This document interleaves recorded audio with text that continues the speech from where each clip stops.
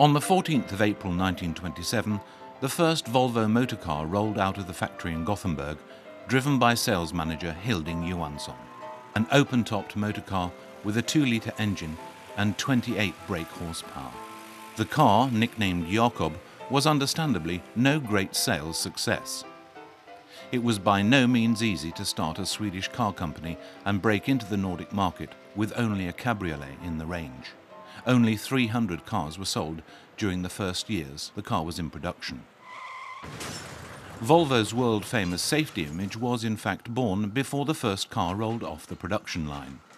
In 1926, when one of the first 9 prototypes was being driven between Stockholm and Gothenburg, the Jakob was involved in a head-on collision with an American automobile.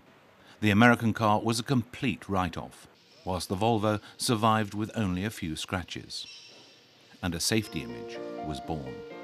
Towards the end of the 20s and at the beginning of the 30s, Volvo's production was somewhat modest.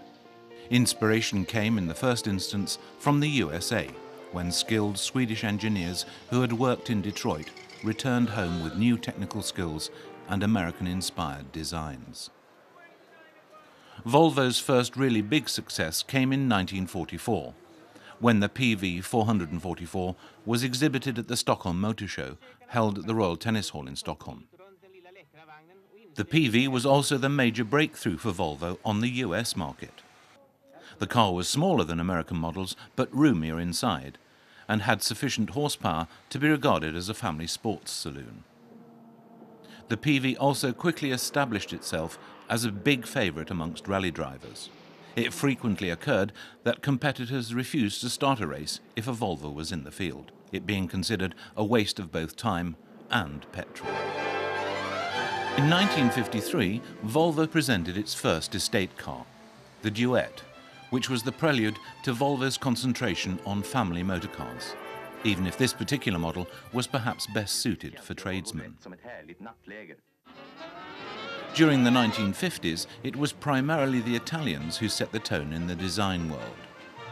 Volvo's new chief designer, Jan Vilsgaard, who was given the task of producing a new model, blended Italian inspiration with Swedish functionality, which led to Volvo's new huge success, the Amazon, or the P120 as it was called abroad.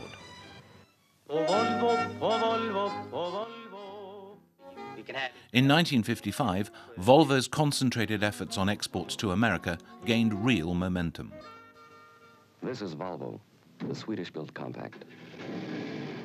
Efforts which resulted in the USA becoming the company's largest market. In 1959, Volvo became the first motor manufacturer in the world to fit the 3-point seatbelt as standard in a mass-produced car. The inventor of the car safety belt, Niels Bohlin, received many fine awards, at the same time as his invention saved millions of lives.